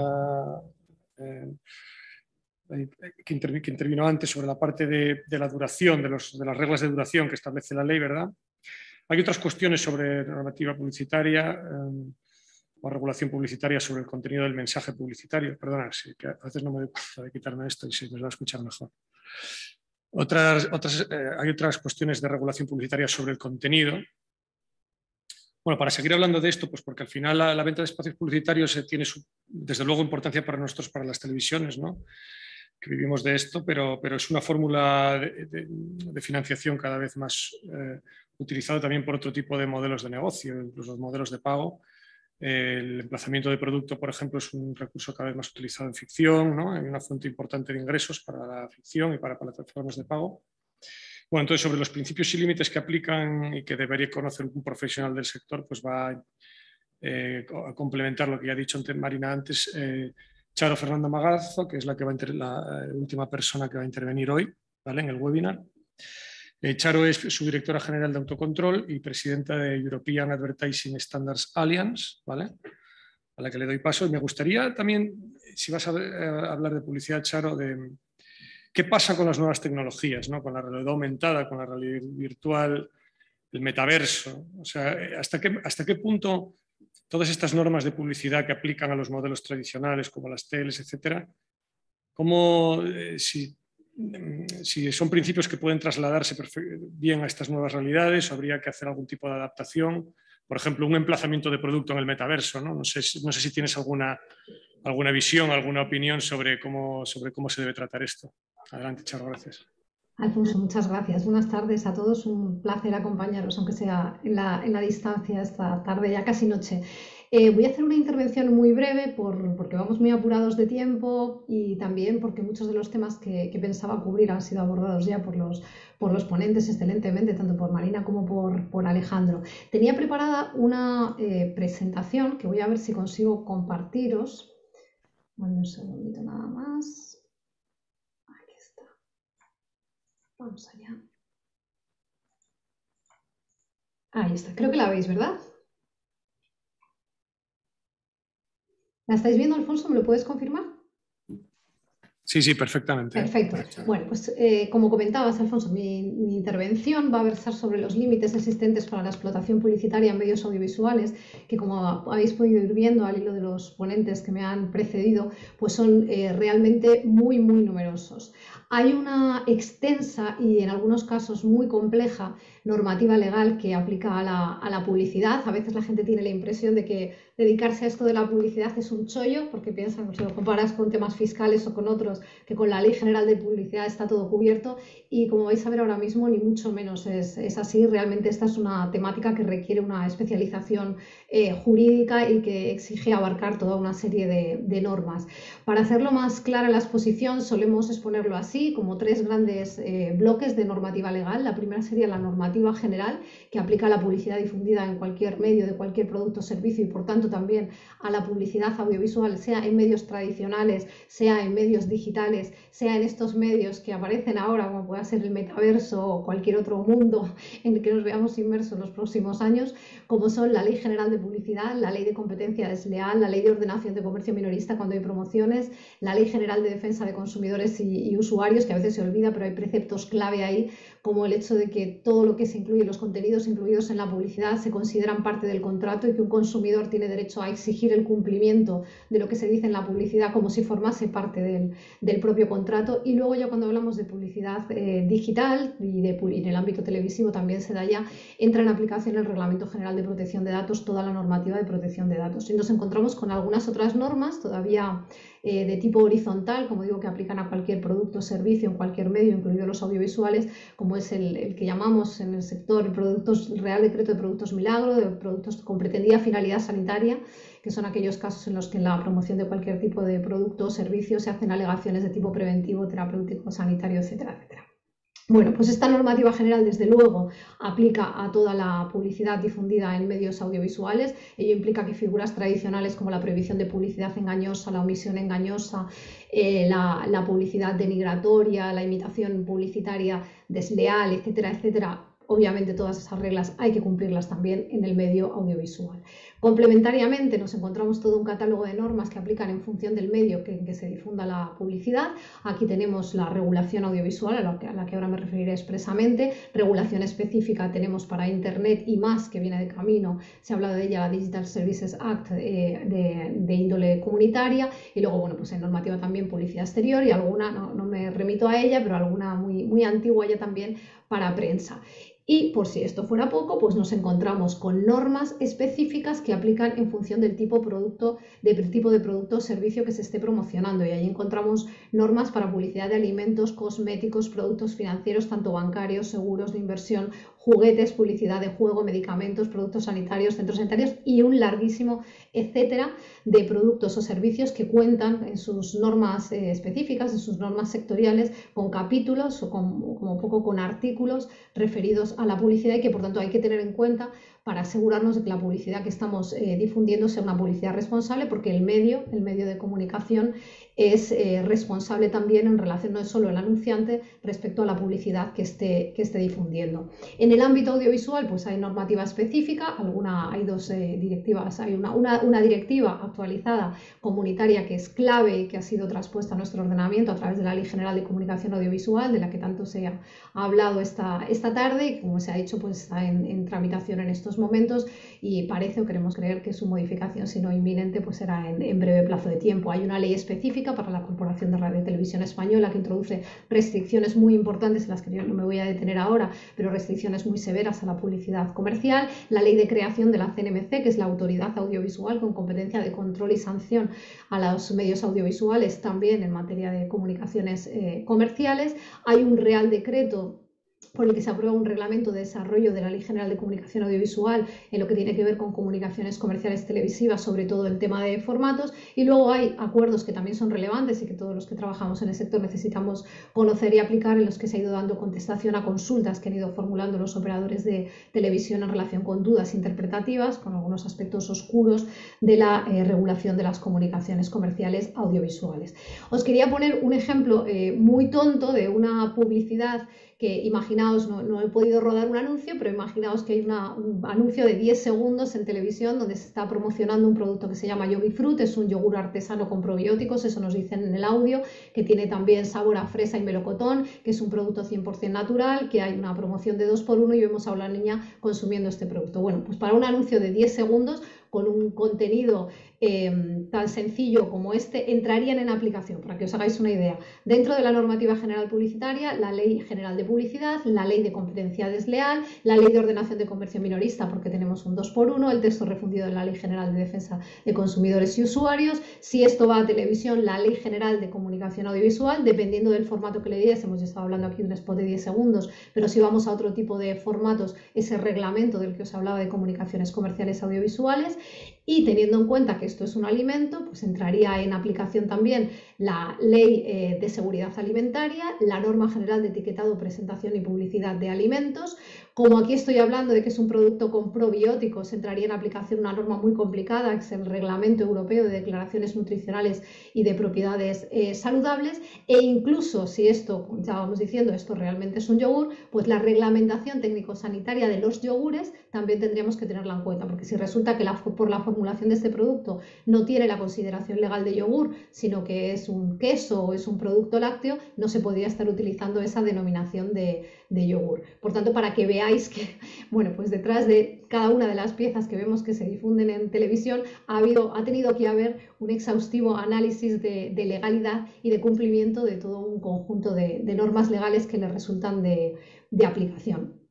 En cuanto a los límites en la normativa audiovisual, Marina ha ido hablando ya de algunos de ellos. Me he permitido, bueno, pues presentaros este cuadro por sistematizarlos de alguna manera. En la normativa audiovisual encontramos limitaciones en relación con los formatos. No hay libertad total para el formato que tú le quieras dar. La ley nos dice qué es un patrocinio y para que se considere como tal y compute como tal qué requisitos tiene que cumplir. Igual para la televenta, la telepromoción, para el product placement o emplazamiento de producto, para las sobreimpresiones publicitarias, para las pantallas partidas o compartidas. publicitarias. Tenemos también restricciones en relación con las interrupciones publicitarias. Hay una serie de principios de diferenciación, identificación respecto a la integridad de la obra, y hay reglas que nos dicen cuándo y dónde podemos hacer o en qué tipo de programas podemos hacer esas interrupciones publicitarias. Tenemos las limitaciones cuantitativas que ya han sido expuestas, tenemos toda una serie de limitaciones horarias a las que sobre todo Alejandro se ha referido. Hay restricciones, hay un horario adulto, hay unas franjas de protección reforzada de la infancia, y luego entran en juego limitaciones específicas para cierto tipo de productos, como puedan ser limitaciones de juegos, limitaciones de alcohol, publicidad de esoterismo y paraciencias y alguna otra. Y luego nos encontramos con todo un catálogo de limitaciones cualitativas. En la Ley General de Comunicación Audiovisual, tanto la actual como la que está de camino, nos encontramos un recordatorio de prohibición de publicidad ilícita, es decir, cualquier publicidad que esté infringiendo una norma legal y que sea ilícita está a su vez infringiendo, si se emite a través de un medio audiovisual, la Ley General de Comunicación Audiovisual. Se prohíbe la publicidad que atente contra la dignidad humana, fomente la discriminación. En particular se habla también de la publicidad que utilice la imagen de la mujer con carácter vejatorio o discriminatorio. Hay una prohibición, sin perjuicio de la posibilidad de hacer product placement, hay una prohibición de publicidad encubierta y de utilización de técnicas subliminales. Esto es muy interesante, el juego que va a dar en el momento en que efectivamente con la aprobación de la nueva ley se extienda el ámbito de aplicación, yendo más allá de las televisiones, de las radios, de los medios más tradicionales, a las plataformas de intercambio de vídeos y a los bloggers con V, a los influencers. Tenemos también prohibición de comunicaciones comerciales que fomenten comportamientos nocivos para la salud, reglas de protección de menores, reglas muy específicas en relación con la publicidad dirigidas a niños, y además restricciones a la publicidad de determinados productos como el alcohol, prohibición en el caso del tabaco, medicamentos de prescripción, etcétera, etcétera. Por tanto, como veis, todo un conjunto de normas que bueno, pues que yo creo que suponen un reto desde el punto de vista profesional, y que bueno, que creo que cada vez más ha salido también en las primeras intervenciones la necesidad de profesionalización, ¿no? Desde el punto de vista jurídico también, de que haya cada vez más expertos que conozcan esta normativa, porque como digo, es una normativa extensa y es una normativa también compleja. Quizá de los temas de más interés ahora mismo, se han salido ya, no me voy a detener en ellos, la extensión del ámbito de aplicación de esa ley a las plataformas de intercambio de vídeos. Aquí simplemente recordaros que con la directiva en la mano y con el proyecto de ley, la previsión es que se distinguen dos tipos de responsabilidades para las plataformas de intercambio de vídeo en relación con las comunicaciones comerciales audiovisuales: las que comercializan, venden o organizan ellos, como sería el caso, ahí os pongo un ejemplo de un pantallazo de YouTube, en los que a veces arriba aparece un banner con publicidad, esa es una publicidad que está comercializando directamente YouTube. Bueno, pues ahí vienen obligados a cumplir los requisitos establecidos en el artículo, según la directiva, los requisitos establecidos en el artículo 9, apartado 1 de la directiva, y en ese artículo encontramos toda una serie de prohibiciones, como de las que me he referido, como la prohibición de utilizar técnicas subliminales, atentar contra la dignidad humana, discriminaciones, comportamientos perjudiciales para la salud, promover medicamentos con receta, tabaco, los temas restricciones en relación con la publicidad de alcohol, y algunas reglas también de protección de menores, como las incitaciones directas a la compra, mostrarlos en situación de peligro, etcétera, etcétera. Todas esas obligaciones van a tener que asumirlas a partir de la entrada en vigor de la Ley General de Comunicación Audiovisual también estas plataformas. ¿Qué pasa con las comunicaciones audiovisuales que no comercializan ellos, pero que sí visualizamos a través de ellos? Es decir, el contenido generado por los usuarios, los vídeos que se suben a esas plataformas, ahí no tienen una responsabilidad directa de cumplimiento de la norma, pero sí se les insta a que adopten todas las medidas adecuadas para asegurar que se cumplan los requisitos establecidos en ese artículo que os decía de la Directiva de Servicios de Comunicación Audiovisual. Por lo tanto, tendrán que facilitar, por ejemplo, la identificación cuando en ese vídeo que se va a subir haya contenidos de naturaleza publicitaria. El otro punto ha salido también, se ha tocado la extensión a los bloggers. Bueno, recogí aquí un post en el blog de la CNMC, de la Autoridad Audiovisual, donde lo que venía a decir es que no solo que cuando entre en vigor o se transponga la directiva los bloggers van a estar en el ámbito de la normativa audiovisual, sino que ellos entienden, y lo han dicho también ya en otros foros públicamente, que con la actual Ley General de Comunicación Audiovisual en la mano, los bloggers estarían ya sometidos a la norma, y que por tanto ellos tendrían capacidad de supervisión, de control y en su caso también de sanción. En todo caso, como ya dicen, esto resulta todavía más evidente con la modificación de la directiva que ahora se está transponiendo. Y por último, bueno, pues esa consulta pública a la que también se ha hecho referencia, en la que lo que se pide es ayudar a concretar los criterios para determinar cuándo un blogger tiene que ser considerado prestador de servicios de comunicación audiovisual, y en ese sentido, bueno, pues estos criterios van a determinar también cuándo esos bloggers van a tener que cumplir también las reglas de publicidad prevista en esta normativa audiovisual. No quiero robar más tiempo. En relación a la pregunta que me hacías, Alfonso, sobre el metaverso, creo que aquí estamos un poco como cuando empezó Internet, ¿no? Hace un par de décadas se generalizó su uso. La impresión al principio era que estábamos en el oeste, que no había reglas. Bueno, pues no es así. Internet siempre ha tenido reglas. La definición de qué es publicidad en la Ley General de Publicidad es amplísima. Toda forma de comunicación que de forma directa o indirecta promueve la contratación de productos, servicios, la imagen de la empresa. En una definición tan amplia entra también cualquier forma de promoción que se haga en el metaverso, el uso de realidad aumentada, etcétera, etcétera. Por tanto, reglas hay. Lo que sí habrá que ver, bueno, pues es como está sucediendo ahora con los influencers, cómo se adaptan esas reglas generales, inicialmente a lo mejor pensadas para otros medios, a esos nuevos soportes o a esos nuevos formatos. Aquí creo que la autorregulación, y permitidme aquí que la cite porque vengo de ese ámbito de la autorregulación publicitaria, pues está llamada a jugar, como ya está haciendo en el ámbito en relación con la publicidad de influencers, pues un rol activo, y es posible que antes de que vengan las leyes, pues vengan ya códigos de conducta que el propio sector se dé, de los que se dote para ordenar la actividad publicitaria en esos nuevos formatos o en esas nuevas fórmulas.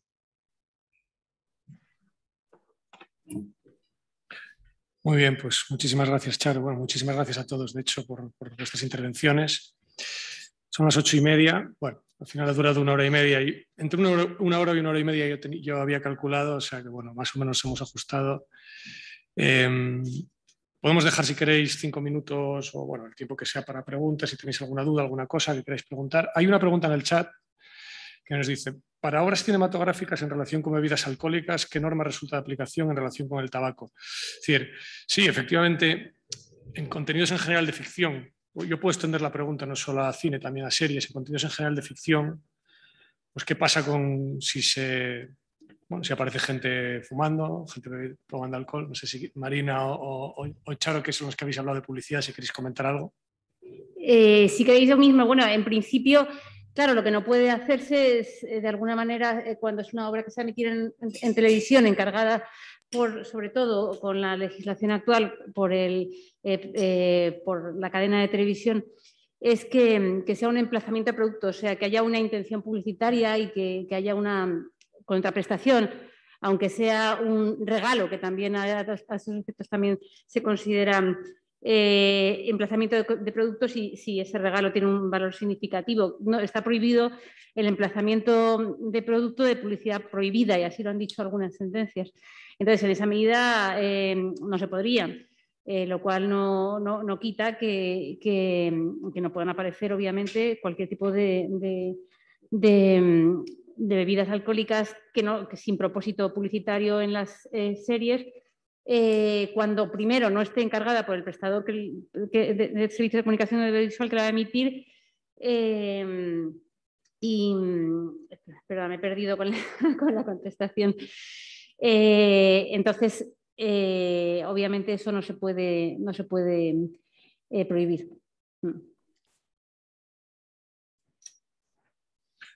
Muy bien.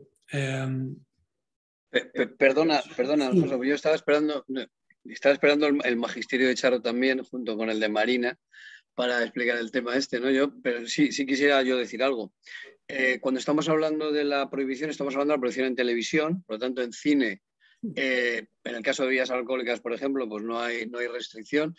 Digamos, la regulación del emplazamiento de producto está asociado a los contenidos audiovisuales televisivos. En el caso del tabaco, que la legislación es más extensa y también más rigurosa que en el caso del alcohol, porque no establece solamente limitaciones, como ocurre en el alcohol, limitaciones que tienen que ver con la graduación, sino que es una prohibición general a todo tipo de ofertas. Es importante tener en cuenta que incluso en la televisión lo que se está limitando, por ejemplo, es la marca, pero no el hecho de que alguien salga fumando. Solamente en un caso concreto, que son los conductores de los programas o los invitados a los programas, que no pueden salir fumando, pero curiosamente no dice nada de las series ni de las películas. Por lo tanto, en las series y en las películas se puede salir fumando y, de hecho, como todos habéis comprobado, y no digo yo que sea por causalidad, a lo mejor es pura casualidad, pero cada vez más en la serie se fuma. Todo el mundo que sale en la serie fuma. Pasamos unos años en los que no fumaba nadie en las series y ahora todo el mundo fuma en las series. Por algo será, creo.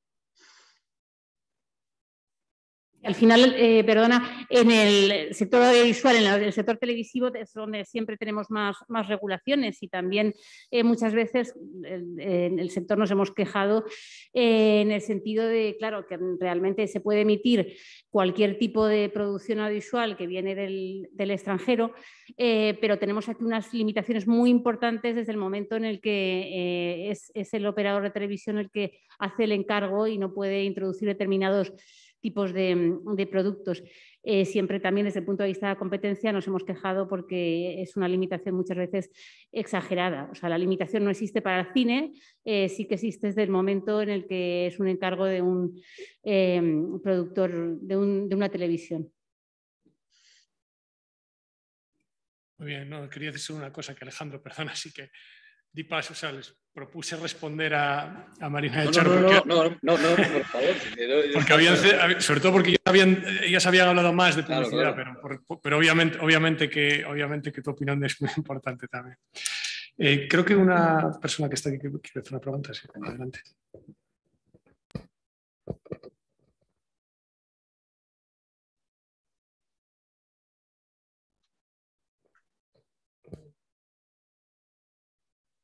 Bueno, mi pregunta era sobre lo último que ha comentado Charo, sobre la publicidad en Instagram, que entiendo que hasta la aplicación de esta nueva regulación que ha comentado no se sancionaba que, por ejemplo, pues un influencer dijese, pues esta crema me va muy bien, y en realidad la estuviese publicitando encubiertamente.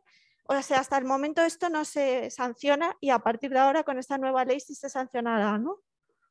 Pues aquí aclaro, la publicidad de influencers está absolutamente regulada y son muy numerosas las normas, tanto la Ley General de Comunicación Audiovisual, pero también la Ley General de Publicidad, la Ley de Competencia Desleal, la Ley de Servicios de la Sociedad de la Información, que establecen la obligación de identificación de la publicidad, la prohibición de publicidad encubierta. Por tanto, eso está perfectamente regulado y está prohibido que un influencer difunda un contenido publicitario que no sea evidente para el destinatario de ese contenido que eso es publicidad, y si no lo es, pues que no lo haya identificado como publicidad. Cuestión distinta es hasta qué punto esto se está sancionando o no se está sancionando en estos momentos, pero que la normativa ya existe y que los influencers están sometidos, así está. El gran cambio que supone la ley audiovisual es que hay una autoridad específica para estos medios audiovisuales que es muy activa, como Marina decía, ¿no?, en el control y en su caso en la sanción de los incumplimientos de la norma, que a partir de este momento tendrá competencia también en relación con los bloggers, con V, que son aquellos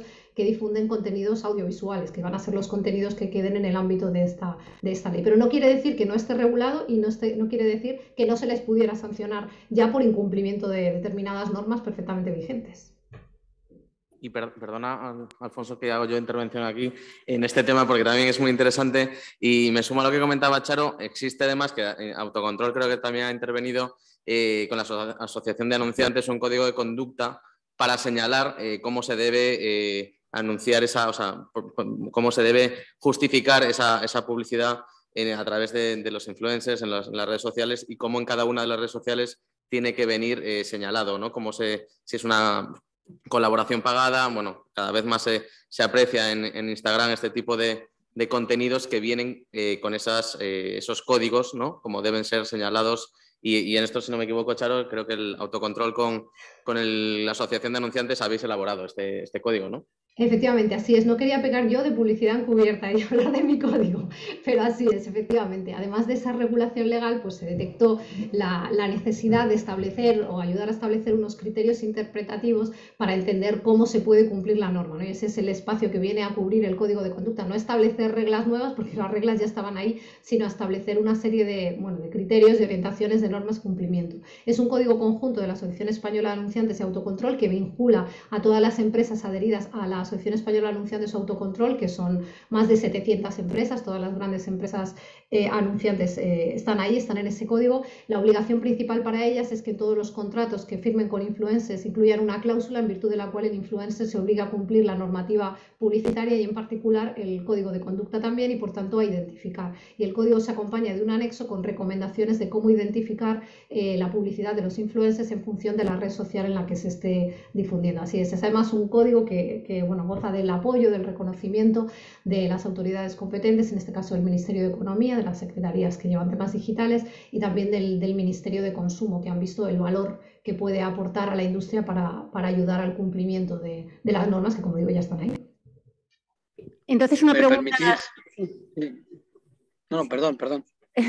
No, digo, por confirmarlo con Charo, pero vamos, entonces ahora mismo la situación es que efectivamente está prohibido porque está prohibido por distintas normas, y en la medida en que el influencer no sea parte del código de autocontrol, pues ya lo que es la persecución, si no se considera la CNMC competente en el caso concreto, pues es de cada uno de los ministerios a los que se refiere al producto concreto. Sería si están publicitando de forma encubierta algún tipo de producto, por ejemplo, sanitario, tendría que ser de cada uno de los ministerios, que es lo que actualmente no se está a lo mejor haciendo, ¿no? Demasiado. Tiene competencia también el Ministerio de Economía. Las Secretarías de Estado de tema digital tiene también competencia para aplicar la LSSI. Ahí está también el principio de identificación de la publicidad en medios digitales. Por tanto, ellos también tendrían competencia para actuar, incluso autoridades de consumo. Pero no hay casos, ¿no? No hay precedentes. No hay casos. Están llegando, como se ha comentado también, a autocontrol. El año pasado creo que fueron cerca de una veintena de casos de reclamaciones que se produjeron en relación con publicidad de influencers y que fueron resueltas por el jurado de la publicidad. Pero lo cierto es que no llegan reclamaciones y tampoco hay demandas en tribunales, ¿no? Sí, yo quería comentar, porque este es un caso interesante también de cara a lo que estamos hablando, aparte del webinar y del máster, de la complejidad a la que antes se refería Charo desde el punto de vista normativo, ¿no? Porque es verdad, cuando hablamos de los influencers, que hay una regulación general, que no solamente es la Ley General de Publicidad, como también ha comentado Charo, sino la Ley de Competencia Desleal, que establece una normativa sobre las comunicaciones comerciales encubiertas o las prácticas comerciales encubiertas.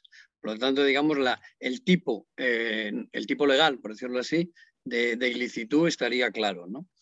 Por otro lado, la Ley de Servicios de la Sociedad de la Información obliga al cumplimiento de la Ley General de la Comunicación, de la Ley General de Publicidad y de la Ley de Competencia Desleal. Por lo tanto, también tendríamos una norma. ¿Dónde empiezan los problemas? Pues los problemas empiezan cuando empezamos a pensar que las plataformas como prestadores secundarios no tienen responsabilidad sobre los contenidos que difunden, salvo cuando son propios, como también señalaba antes Charo, y eso va a quedar en la norma más o menos igual. Y encontramos el problema también cuando la figura del influencer no queda clara en esa cadena de valor desde el punto de vista de su responsabilidad publicitaria. Porque la normativa es muy clara para determinar quién es el anunciante y, por lo tanto, la obligación legal que tiene el anunciante está muy clara para determinar el medio, cuando el medio es responsable, no siempre, como en el caso de las plataformas, pero por eso hablaba yo de esa figura un poco huidiza del generador de contenidos en la Ley General de la Comunicación Audiovisual. Porque si no hay un pronunciamiento claro positivo, ¿no?, normativo, sobre esa naturaleza de prestador de servicio de comunicación audiovisual del que difunde contenidos, pues, y entonces se puede aplicar la norma en tanto que medio que difunde un contenido ilícito o encubierto, el tema puede ser complicado. Es decir, yo creo que la labor que está haciendo precisamente el código es muy meritoria, precisamente en este tema, sobre todo, yo diría que más que por la posibilidad, digamos, de vincular a los anunciantes, que de alguna manera están vinculados ya, por la posibilidad de vincular a los influencers, porque aquí la figura que se nos escapa es la de los influencers, es decir, el contenido es ilícito. Nosotros hemos presentado reclamaciones ante autocontrol, hemos ido al ministerio muchas veces, no es que no haya casos, hay casos. El problema de los casos es que el tipo legal de publicidad encubierta, de comunicación comercial encubierta, está perfectamente definido. El problema es la aplicación de esa regulación a uno de los agentes de la cadena de valor, que es el influencer, ¿no? Alejandro, perfectamente apuntado. Aquí simplemente dos comentarios. Uno, que ha habido una muy reciente modificación de la ley de competencia desleal que entra en vigor ahora en unos meses en el artículo 26, que es el que recoge la figura de la publicidad encubierta, que había algunas dudas doctrinales sobre si solamente aplicaba esa prohibición de publicidad encubierta a medios tradicionales o también a medios digitales y por tanto a influencers. Esa redacción se ha corregido y ya queda claro que también aplica a redes sociales. Y luego hay una novedad también reciente, que es la guía interpretativa de la Directiva de Prácticas Comerciales Desleales que publicó la Comisión Europea en el mes de diciembre, que en su nueva redacción dedica un capítulo amplísimo ahora a hablar de los influencers y donde deja clarísimamente apuntada la Comisión que tiene la consideración de comerciantes. Y pueden serlo per se comerciantes y si no estar actuando por cuenta de un comerciante y que por tanto no hay absolutamente ninguna duda de que quedan en el ámbito de aplicación de la Directiva de Prácticas Comerciales Desleales y por tanto de la Ley de Competencia Desleal en nuestro país. Yo, si tenéis interés en ese tema, recomiendo la lectura de ese capítulo porque baja muy al detalle en la consideración de cuándo hay que identificar, cuándo es suficiente la identificación y la responsabilidad, el reparto de responsabilidad entre influencer y anunciante. Yo creo que es lo más novedoso que después del código tenemos en materia de influencers en los últimos meses. No, tienes toda la razón. Y hay algún caso incluso en España interesante, como ha sido la circular del Banco de España, por ejemplo, sobre la responsabilidad de los influencers en la publicidad sobre criptomonedas, que se acaba y yo creo que es importantísimo también porque es, digamos, normativa española en el nivel que queramos establecerlo, pero que define claramente a ese agente, ¿no?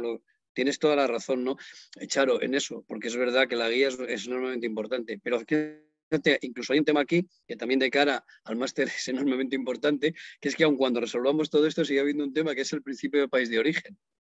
Lo que nos hemos encontrado con las plataformas es que frente a lo que ocurre con los operadores audiovisuales, esas plataformas normalmente están en otros sitios. Irlanda, por decir algo, pero en terceros países también. Si están en terceros países, casi el problema es menor, porque se reconoce de algún modo la posibilidad de aplicación de la norma española. Pero en el caso de otros Estados miembros, el tema es complicado, porque lo que rige es el país de origen, ¿no? Por lo tanto, aunque podamos identificarlo, tendrá que ser la autoridad reguladora de ese país, y vuelvo a nombrar a Irlanda, quien tendrá que aplicar, además tendrá que aplicar la norma común, que es la directiva, no aquellos aspectos que la ley española en su transposición o en su incorporación al ordenamiento jurídico pueda incorporar a la directiva, que como todos sabemos es una directiva de mínimos y que permite a los estados ser más restrictivos en determinados aspectos, siempre que no vaya en contra de la unidad de mercado. Perfectamente apuntado, Alejandro. De hecho, por eso la CNMC se está empeñando tanto en incluir en su ámbito los influencers, porque sabe que las plataformas se van a quedar fuera de su ámbito de actuación. Así es. Claro, o sea que en la medida en la que la CNMC tenga esa competencia sobre los influencers, nos va a, entre comillas, dar igual dónde esté la plataforma, ¿no? Si el influencer ha subido el contenido, ¿no? Y es competente la CNMC. Eso es.